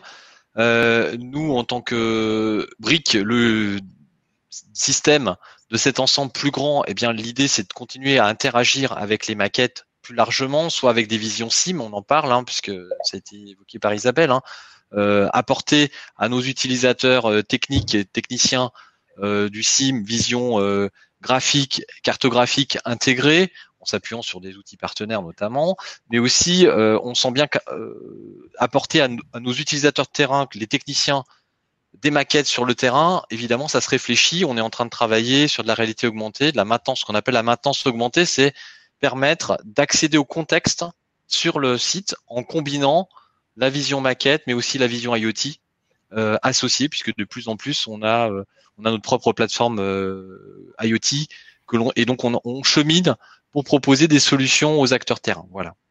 Pour illustrer quelques visions complémentaires, mais il y a quand même déjà des paliers avant d'aller sur ces visions-là. Merci Laurent. Du coup, ça va être intéressant d'avoir aussi de poser la même question côté ingénierie. Juste avant, je vois qu'il y a beaucoup de questions qui sont arrivées dans les dernières minutes là. Donc, je voulais proposer avec Zabim qu'on se garde encore un tout petit peu de temps pour y répondre parce que ce serait dommage de les passer à la trappe. Elles sont toutes hyper intéressantes. Emmanuel, je vous laisse nous donner les grandes lignes futures du BIM pour selon vous et selon Artelia. Ouais, donc les grandes lignes futures du BIM, au sein d'Artelia, c'est notamment le résultant de discussions avec nos collègues du bâtiment qui sont un peu plus en avance sur le au-delà d'une maquette numérique telle que construite au format DOE pour aujourd'hui commencer à réfléchir à interconnecter cette maquette telle que construite avec d'autres usages que sont ce qu'on évoquait un peu tout à l'heure, donc la GMAO, la gestion de la maintenance assistée par ordinateur, la GTB, la gestion technique du bâtiment, comment interconnecter ces différents outils, sachant que la maquette ne fera pas tout, mais l'idée, c'est effectivement de jouer sur la création de connecteurs, comme l'évoquait Laurent, d'interopérabilité des modèles pour pouvoir les liaisonner les uns aux autres. Bon, on évoque aussi, on entend parler de l'IoT, l'Internet of Things, c'est l'Internet des objets, c'est comment réaliser la mise en place de capteurs. Le CDIF a des capteurs de pression, des capteurs de vitesse, donc ça va être installé dans les usines et l'idée, ce serait de pouvoir, via des liens Internet, connecter ces capteurs et ces relevés d'informations à la maquette numérique et donner la capacité à pouvoir avoir une action concrète sur la fermeture et l'ouverture d'une vanne. Ce sont des choses qui existent, mais qui sont toujours avec des modèles déconnectés les uns des autres. Et l'ambition, c'est de pouvoir réunir ces différents usages au sein d'un outil unique ou recentré. Faire réintégrer des systèmes. Là, on a cité le SSI, c'est le système de défense incendie, qui ont une véritable intérêt et opérabilité dans un bâtiment. On est aujourd'hui en capacité de pouvoir identifier ce système de défense incendie et de le rattacher à une maquette numérique. Et globalement, il y a la gestion de tous les équipements constitutifs d'un ouvrage et les services et les applications utilisateurs diverses et variées qui existent. Et donc, l'ambition demain, c'est de pouvoir interconnecter tout ça et pour créer ce qu'on appelle effectivement le jumeau numérique dynamique qui va pouvoir évoluer, dont l'intention, et on est encore humble aujourd'hui, mais nos collègues du bâtiment ont déjà des propositions de services qu'ils ont pu délivrer pour des clients au niveau du bâtiment, faire que cette maquette DOE puisse être interconnectée plus tard avec tous ces usages d'utilisateurs d'un ouvrage une fois qu'il a été réhabilité ou construit en construction neuve. Voilà un petit peu une vision de la suite au niveau des ouvrages numériques. Merci à tous là pour ces retours hyper pertinents. Donc je vais laisser la parole du coup à Exabim pour les questions qu'on a eues, notamment les dernières qui sont vraiment pertinentes. Et juste je voulais conclure en ouvrant parce que j'ai vu quelques questions là-dessus sur la perspective de BIM for Value. Donc sachez qu'il y a eu tout un appel à contribution qui a été fait l'an dernier. Où on a eu justement énormément de retours des acteurs du BIM. Donc, il y a une nouvelle version qui est en train d'être travaillée et donc, on a un petit groupe qui avance de façon hyper efficace. Et d'ailleurs, j'ai vu Olivier Selnik que je salue puisqu'on a partenariat avec le Master BIM des ponts et de l'ENPC et à ce titre-là, plusieurs étudiants dont plusieurs masteriens, excusez-moi, dont Dabia, Omar, Imad, que je remercie. Il y a également Hélène de Nexity qui fait partie de ce petit groupe de travail, et Thomas de Artelia. Donc, je voulais les remercier, puis vous confirmer que là, on est en train d'avancer sur une nouvelle version qui sera considérablement améliorée du référentiel. Donc, je laisse la parole à Exabim pour les dernières questions. Merci Nicolas, merci à vous tous pour cette webconférence, Isabelle, Corinne, Emmanuel, Laurent, pour le travail préparatoire que vous avez fourni pour nous présenter cette webconférence de qualité. Donc effectivement, plusieurs questions ont été posées. Donc là, Nicolas, la question la première question sur BIM for Value, je pense vous y avez répondu. Oui. Voilà. Juste à titre informatif, sur une question d'Alain, est-ce que les documents seront disponibles après le webinaire? Oui, sur la page du replay, comme d'habitude, vous trouverez les slides à disposition. Alors, quel est le ROI obtenu par le SEIF? Le CEDIF. Je crois que j'avais répondu tout à l'heure, le retour sur investissement, quelque part, c'est éviter de perdre de l'argent et surtout pérenniser notre patrimoine. Voilà. Et on est en évolution perpétuelle. De toute façon, on est certain qu'on a gagné de l'argent en faisant du BIM. Maintenant, combien? Je ne vais pas sortir les pourcentages qui circulent sur le web, mais bon. Non, et puis Isabelle, c'est ce que je disais, c'est un sujet bien plus vaste que juste un montant en argent, parce que vous avez des bénéfices d'ordre qualitatif, vous avez, enfin, c'est beaucoup plus complexe que ça, et du coup, pour ceux qui veulent faire progresser le sujet, j'en profite parce que moi, je vous ai dit, hein, la vision de BIM for Value, c'est de mesurer ça de façon factuelle. Quel investissement pour quel résultat? Et ben, je vous invite vraiment à venir nous rejoindre dans le groupe de travail BIM for Value. Hein, vous pouvez vous me contacter.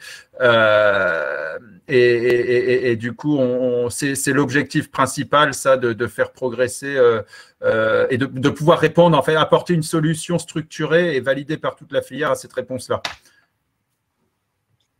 Merci Nicolas. Justement, oui, en plus des questions, vous avez un sondage qui est à disposition pour les auditeurs auxquels vous pourrez répondre, avec notamment la question souhaitez-vous être recontacté? Souhaitez-vous être recontacté? Alors j'y vais par Artelia et Carl Berger-Levrault. Voilà. Je continue pour les questions. Alors. J'ai juste un petit temps de latence, nous y sommes. Quels sont les besoins en formation quand on est MOE? Je pense que c'est MOA. Question de Grégory. Alors, pour le CEDIF, les besoins en formation, c'est déjà d'essayer de comprendre qu'est-ce que le BIM pour un maître d'ouvrage. Donc là encore, il y a très peu de formations qui sont disponibles, mais elles sont peut-être en train de se développer. Pour ma part, j'en ai fait une au CSTB qui était extraordinaire, mais néanmoins, on peut aussi lire pas mal d'ouvrages qui circulent. Il y a quelques documents aussi par la mission de la qualité interministérielle pour la qualité des constructions publiques qui sont assez intéressantes, mais on n'a pas besoin d'aller au-delà d'un cadre général. Après, apprendre qu'effectivement, il y a des outils gratuits, qu'on peut adhérer à des plateformes gratuites, la plateforme Croquis, qu'il y a également des logiciels viewers qui ont chacun leurs avantages et inconvénients. Donc, les tester, c'est très intéressant. Et également, peut-être quand même une petite formation, aller un petit peu, comme a dit Corinne, pour Revit, pour pas être complètement innocent, quand on se retrouve à une réunion, entre guillemets, de revue BIM en phase chantier, que tout le monde parle le langage quand même très méta-langage BIM, et que le maître d'ouvrage, celui qui décide, c'est le seul qui est un petit peu largué. Donc, néanmoins, on n'a pas vocation à devenir des BIM modeleurs. Donc, il faut se former, mais je pense qu'il faut y passer sans être forcément l'acteur, puisqu'on n'est ni maître d'œuvre, ni BIM manager, à moins de se doter en interne d'un BIM manager, ce qui n'a pas été le choix du CEDIF. Alors, je reprends juste pour compléter ce que dit Isabelle, et parce qu'il y avait une intervention d'Olivier Selnik dans le chat. Donc, il y a aussi, sachez, en formation reconnue dans le sujet, le certificat chef de projet BIM des ponts formation. Voilà. pour être Merci, tout à fait Nicolas. complet. Question suivante, question de Karine, à laquelle Isabelle, vous aviez répondu à l'écrit. Quelle responsabilité si le maître d'ouvrage s'immisce dans la réalisation de maquettes BIM? Vous voulez que je redonne ma réponse? Ou je peux la lire. Vous vouliez peut-être rajouter quelque chose? Je peux juste rajouter que le maître d'ouvrage finalement ne s'immisce pas dans la maquette BIM. Il est tout simplement un contrôleur de la maquette BIM. Il doit surtout veiller à ce que ce qu'il a demandé comme respect d'une certaine nomenclature des métadonnées soit effectivement fourni et renseigné d'une manière vraiment exhaustive dans la maquette. Donc évidemment, là, ça se fait beaucoup plus facilement qu'en allant naviguer dans Revit et dans la maquette. On se contente d'aller regarder des fichiers Excel où on a la sortie de ces champs métadonnées, sont-ils renseignés pour tous les objets un petit peu techniques.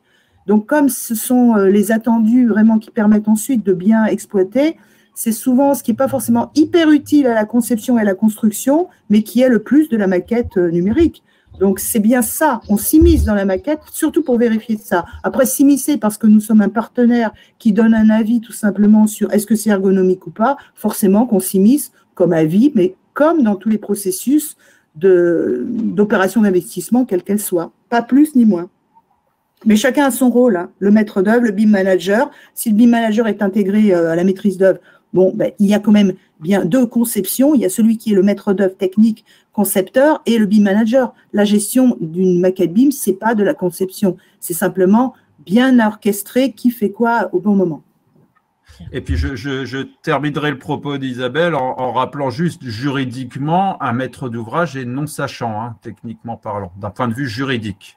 Oui, mais quand on a des problèmes, parfois, il suffit d'avoir été un jour ingénieur ou architecte. On peut aller vous chercher comme vous n'êtes pas si non-chassant que cela. Ça, c'est du vécu. Oui, puis il suffit d'être une maîtrise d'ouvrage un peu organisée et structurée techniquement, et on est parfaitement sachant à ce moment-là, oui. Et nous n'avons pas encore de contentieux avec des entreprises de travaux nous reprochant de quelques griefs que ce soit liés aux maquettes numériques. Je touche du bois, mais bon. Question suivante, question d'Arnaud, qui est plutôt une remarque. Parfois, sur les opérations avec de nombreux intervenants extérieurs, tous n'utilisent pas le BIM, notamment les contrôleurs techniques. Alors, le problème des contrôleurs techniques, c'est qu'il y a certains contrôleurs techniques qui se mettent au BIM et d'autres qui ne s'y mettent pas. Et tout dépend du moment où vous avez contracté avec ces contrôleurs techniques. Notamment au CEDIF, nous avons des accords cadres de contrôle technique. On ne refait pas l'histoire et on ne fait pas forcément des avenants au marché que nous avons avec ces prestataires intellectuels. Donc, il faudra attendre une nouvelle vague de contrôleurs techniques au CEDIF, en tout cas, pour leur donner l'obligation dans leur temps de travail, dans leur mode de travail, dans leur méthode de travail, d'agir comme tous les autres collaborateurs de la plateforme numérique et de donner notamment leur visa, leur avis sur la maquette numérique. Aujourd'hui, ils nous demandent des extractions 2D. Et comment les inciter en attendant? Comment les accompagner dans cette démarche? Nous, pour les inciter, oui, pardon. Je laisse parler Caroline. Oui, je vais simplement dire côté HCL, c'est vrai que nous, on a fait le choix de le faire sur nos opérations de rénovation et de construction neuve. Et du coup, on fait en sorte d'embarquer, y compris les contrôleurs techniques, quitte à passer effectivement un avenant. La plupart font quand même partie de grosses boutiques qui sont aussi proactives en termes de BIM. Hein. Oui, on les voit tous proactifs. Simplement, avec les contrats existants et qui sont des contrats passés, nous avons vraiment une politique accord cadre un petit peu difficile à avenanter d'une manière macroscopique. Mais bon, l'avenir, on est encore dans une transition, hein, comme je disais tout à l'heure. On a beaucoup avancé, mais il faut que tous les partenaires de la construction et de l'acte de construire, de ce fameux cycle dont parle aussi Nicolas, soient vraiment au même niveau. Et on est encore un petit peu à des marches différentes. À des hauteurs de marche. Malheureusement, le résultat est souvent donné par le maillon le plus faible. Je passe à la question suivante. Donc pour nos intervenants, question d'Hélène. Faites-vous appel à des BIM managers et à quel rôle les rattachez-vous? Alors pour le CEDIF, nous avons fait le choix d'avoir toujours le BIM manager côté maître d'ouvrage, quelque part, allez, pas en opposition, mais contre l'entreprise ou face à l'entreprise, parce que forcément, c'est un peu un rapport de force par moment. Donc, que ce soit dans les maîtrises d'œuvre, enfin dans les cycles opérationnels avec un découpage classique, maîtrise d'œuvre, conception, puis ensuite marché de travaux, le BIM manager est côté maître d'œuvre, donc c'est une mission intégrée à la maîtrise d'œuvre qu'on paye de différentes manières, mais donc c'est bien un identifiant BIM manager en tant que tel, qui travaille en lien direct avec le maître d'ouvrage et dans l'ensemble des jeux d'acteurs. Et en conception-réalisation, c'est l'AMO, c'est l'assistant à maîtrise d'ouvrage qui nous épaule pour accompagner le maître d'ouvrage pendant tout le déroulement de l'opération en conception-réalisation. Voilà, côté HCL, c'est exactement la même démarche.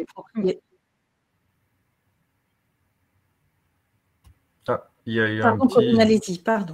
Oui, j'expliquais que côté hospice, on a effectivement la même démarche avec un BIM manager qui est au sein de l'équipe de maîtrise d'œuvre et avec des acteurs qu'on demande bien identifier au sein de chaque entreprise de construction pour avoir une équipe BIM solide et structurée et qui est des acteurs identifiés et que ce soit pas dissolu dans différents rôles de chef de projet, etc. Et c'est ce qui a montré qu'il marchait parce que d'abord, il faut être formé, il faut savoir de quoi on parle. Et c'est une vraie mission en soi et qu'il faut pouvoir être disponible et engagé dessus et pas être dispersé sur d'autres missions en même temps. Et d'ailleurs, dans les entreprises, comme je rajoute au propos de Corinne, il y a effectivement les BIM managers de l'entreprise de chaque lot de marché de travaux. Puis ensuite, en sous lot, vous avez les co-traitants de chaque lot. Donc, effectivement, on a des réunions de revue BIM avec un aéropage de multiples BIM managers, le tout étant effectivement orchestré par le BIM manager, réellement gestionnaire de la plateforme et effectivement représentant du maître d'ouvrage en phase d'exécution, qui est le maître d'œuvre avec sa casquette de BIM manager. Merci. Question d'Émeric. Étant à la fois maître d'ouvrage et propriétaire, comment répartissez-vous votre stratégie BIM entre ces différents interlocuteurs internes?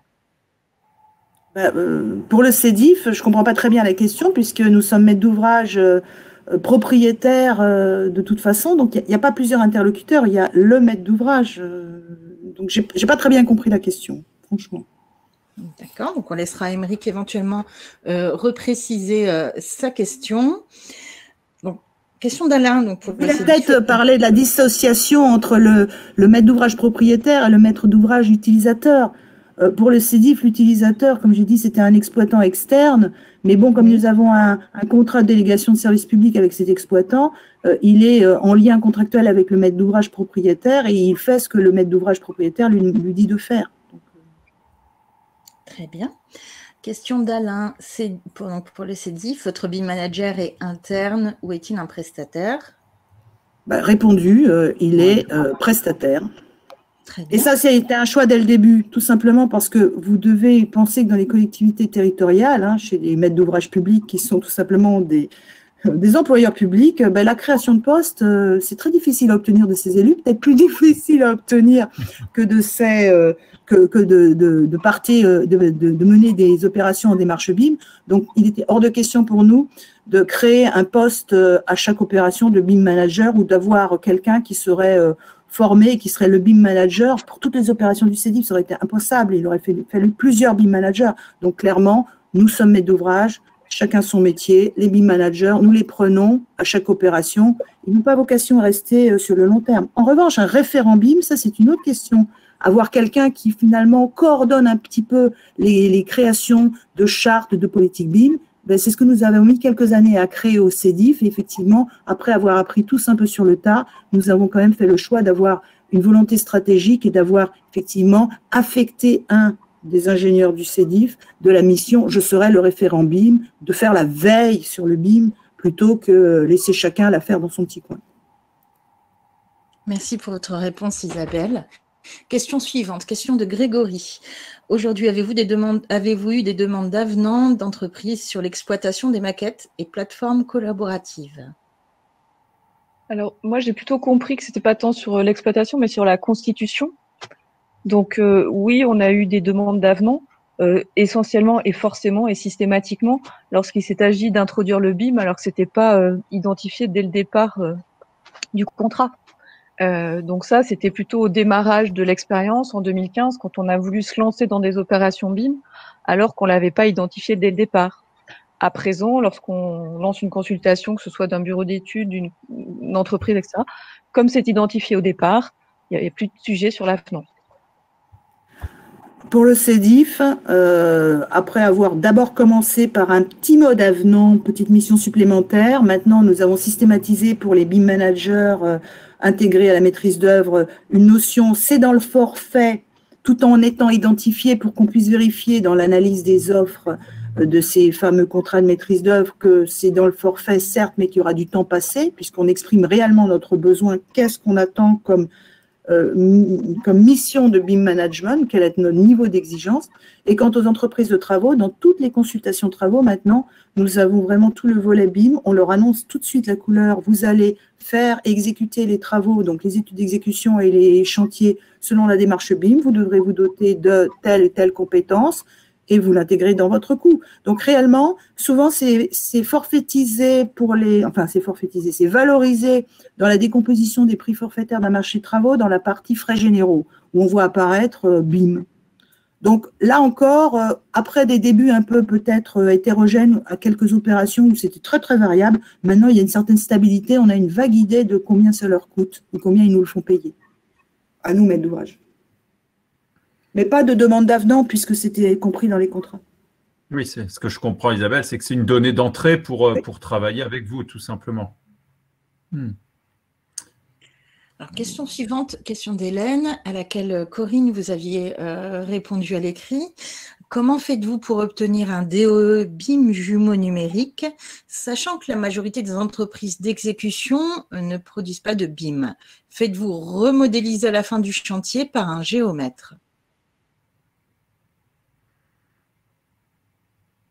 Donc moi, j'ai répondu effectivement que non, il n'était pas question qu'on fasse remodéliser derrière par un géomètre. C'est à la charge de l'entreprise, dans le cadre de son contrat, de fournir un DOE sous mode BIM, si c'est ce qui est prévu dans son contrat. Et pour les quelques entreprises, et oui, certaines qui n'étaient pas encore au niveau en BIM, elles ont assez facilement trouvé des bureaux d'études spécialisés pour leur constituer leur maquette, qui pour répondre. Et j'ai rajouté que pour moi, ça n'avait pas bien de sens de faire passer un géomètre une fois les chantiers terminés, puisque ce qui nous intéresse, entre autres, c'est la partie cachée, c'est-à-dire les réseaux derrière les cloisons, derrière les faux plafonds, et que ça, seul l'exécutant peut le mettre à jour au fur et à mesure dans le cadre d'ailleurs de ses études d'exécution. Donc pas de passage a posteriori pour faire une maquette BIM. C'est vraiment pas l'idée, quoi. L'idée est la même pour le CEDIF, comme c'est compris de toute façon dans les marchés de travaux initiés selon la démarche BIM. Il n'y a pas de problème, tout le monde, tous les intervenants, que ce soit les mandataires des lots de travaux, leurs co-traitants, leurs sous-traitants, charge au mandataire qui a ce rôle interne dans son marché de coordonner toute l'action de ses co-traitants, sous-traitants, de fournir quelque chose de complètement bimé à la fin, tel que réalisé. Maintenant, la traçabilité de comment on y est arrivé, c'est très intéressant, ce que disait Corinne, sur le fait que quand c'est caché à la fin, il faut qu'on puisse retrouver les couches de tout ce qui a été fait. Donc, on aura justement les plans de ferraillage, on aura tous ces sujets qu'on ne verra plus dans la maquette, qui sont rattachés par des fichiers, des plans associés ou des sous-maquettes associées. Ce n'est pas qu'une histoire de plan. Le mot plan, c'est générique pour moi. Donc, effectivement, il y a la traçabilité de toute l'évolutivité qui doit aussi être conservée quelque part. De la maquette entre son point de départ, qui était la maquette du DCE, dossier de consultation des entreprises, et la maquette du DOE. Je vois qu'il y a encore une précision. Donc, en tant que maître d'œuvre BIM manager, bon, on est vigilant à ce que les entreprises s'inscrivent vraiment dans ce processus d'études d'exécution en BIM et donc à produire les plans d'exécution à partir de la maquette. Et l'enjeu, c'est vraiment d'avoir un système vertueux autour du BIM. C'est pas de laisser coexister deux systèmes parallèles, l'un en production habituelle des plans 2D tels que c'était jusqu'à présent, et puis de faire vivre une maquette à côté. Bon, pour, je dirais, caricaturant, un peu faire semblant, mais voilà, nous, on est attachés au travers des revues BIM périodiques que l'on fait en même temps que les réunions de chantier, eh bien, de s'assurer que les entreprises mettent en œuvre une maquette d'exécution et que les plans d'exécution sont bien diffusés à partir de la maquette et qu'on va faire vivre cette maquette pendant toute la durée des travaux pour avoir à la fin un DOE numérique qui soit vraiment le reflet de ce qui aura été construit, qui aura été corrigé au fil des constats de chantier observés. Et donc peut-être qu'il y aura besoin de refaire des petits scans 3D à droite à gauche pour vérifier certains éléments. Mais l'idée n'est pas de remodéliser à la fin l'installation telle que construite pour avoir un modèle DOE numérique à la fin, mais de le faire vivre tout au long de la vie du chantier. Ce que je vous propose, parce que je vois qu'il y a beaucoup de questions. Bon, il y en a pas mal qui ont été répondues à l'écrit, et puis je vois le temps qui passe. Alors, il y en a peut-être une dernière là pour Isabelle, je vais la laisser répondre. Mais ce que je propose côté Exabim, c'est peut-être qu'on fasse un petit article en même temps que la publication de la vidéo pour pouvoir répondre à l'écrit à toutes les questions. Effectivement, il y a pas mal de questions qui sont arrivées là pendant que vous étiez en train de… Et l'intérêt, c'est qu'effectivement, vous puissiez y répondre. Il y en a peut-être une dernière quand même pour… Allez-y, je vous en prie.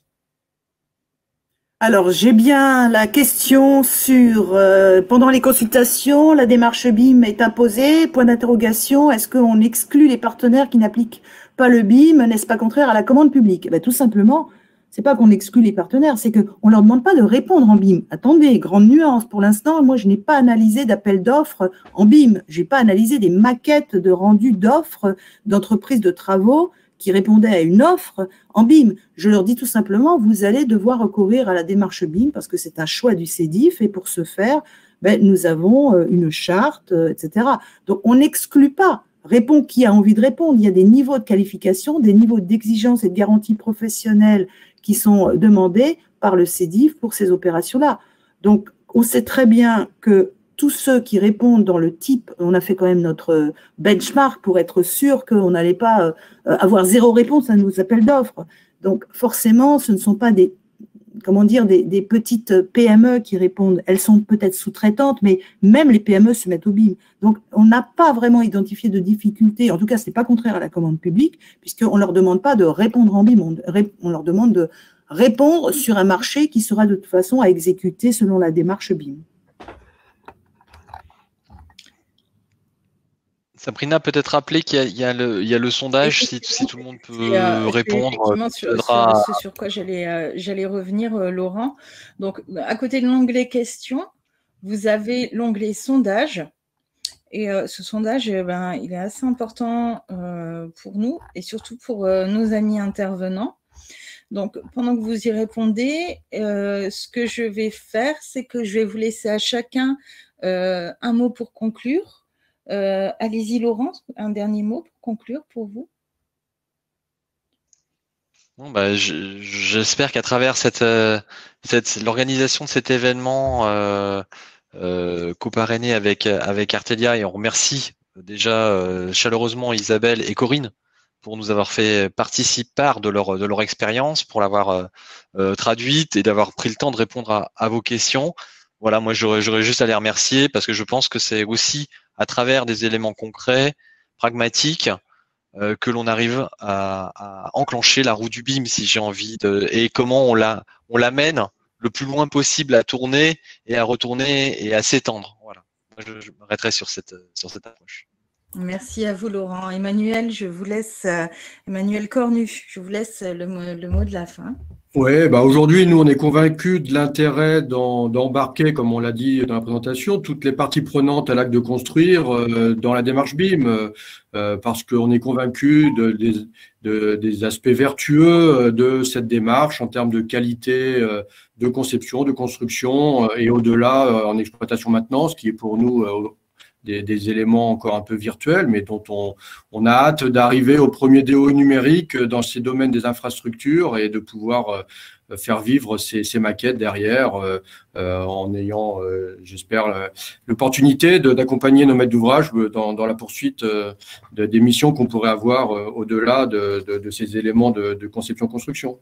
Oui, pour compléter ce que dit Emmanuel, je pense qu'il faut saluer aussi les maîtres d'ouvrage quand même qui poussent et qui sont pionniers tels que Isabelle et Corinne. Hein. C'est le monde du BIM en a besoin et c'est quand même le maître d'ouvrage qui a le premier rôle d'impulsion dans un projet. Hein. Donc ça, c'est important. Et puis, moi, je terminerai juste aussi en disant que tous ceux qui veulent justement faire progresser la démarche sont les bienvenus dans le cadre de référence BIM for Value au sein de la Smart Building Alliance, hein, puisque c'est vraiment là où on est en train de continuer à structurer tout ce process et tout ce fil conducteur de la donnée pour permettre une diffusion très large et accessible du BIM, hein, sachant que c'est une démarche gratuite et ouverte et accessible. Voilà. Merci à vous, Nicolas Régnier. Donc, je rappelle que vous êtes président de la commission BIM donc, au sein de la SBA. Isabelle Radlac et Corinne Duru, je vous laisse le mot de la fin. Comme je disais, et je l'ai peut-être en tout cas fait apparaître, l'essayer, c'est l'adopter, hein, franchement, pour les maîtres d'ouvrage. Et maintenant, comme c'est une roue, on est dans la roue du BIM. Comme je disais, la transition n'est pas complètement terminée, ça continue. Et surtout, j'aimerais vraiment qu'on arrive à ancrer tous les maîtres d'ouvrage dans un même paysage. Là, on a parlé de nos maquettes respectives chez nos maîtres d'ouvrage. Nous sommes chacune des morceaux du patrimoine immobilier, mobilier et du paysage français. Quand je parlais tout à l'heure d'infrastructures, le CEDIF, c'est des bâtiments sur des terrains, mais entre les terrains, il y a des tuyaux. Les tuyaux sont dans les rues, c'est pas le CEDIF. Ben, j'aimerais bien que tout ça soit bimé. Mon rêve, c'est les villes comme Singapour qui sont bimées. Voilà. Donc moi, je vous remercie tous d'avoir été attentifs, d'avoir été accueillis par Artelia et Karl. Et un autre volet du BIM, c'est aussi une action de management fort et pertinente pour les équipes, parce que ça les lance dans une autre vision, dans une modernisation de leur métier. Alors, c'est à la fois l'inconnu et c'est aussi très attractif parce que c'est plein de ressources et plein de possibilités à venir. Voilà, merci à vous.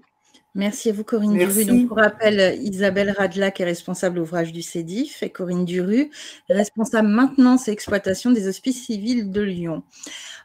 Si vous souhaitez donc être contacté, on va peut-être remettre le slide des coordonnées. La page qu'on vient de voir s'afficher, Nicolas. Alors, j'avais pas là. Ouais, je ne touchais pas, mais pas de problème. Hop. C'est celle-là? Oui, merci beaucoup, Nicolas. Donc, si vous souhaitez être contacté, donc les adresses mail d'Emmanuel Cornu, donc directeur département eau et génie urbain, et de Laurent Trussello, responsable produit innovation, s'affichent. N'hésitez pas. Vous pouvez aussi, si vous avez l'habitude de contacter Exabim, pour les personnes qui sont habituées à nous suivre par webconférence, vous pouvez aussi nous écrire à contact@exabim.com. À défaut, nous transmettrons directement aux personnes concernées. Voilà, merci à toutes et tous. On espère que vous avez été nombreux. Je vois effectivement que vous êtes pas mal à avoir répondu au sondage. Merci à vous tous, chers intervenants, pour cette webconférence de qualité et cette excellente cohérence de groupe. Je vous souhaite une excellente continuation. Merci à toutes et tous de nous avoir suivis et à très bientôt pour les webconférences d'Exabim. Au revoir tout le monde. Au revoir. Au revoir.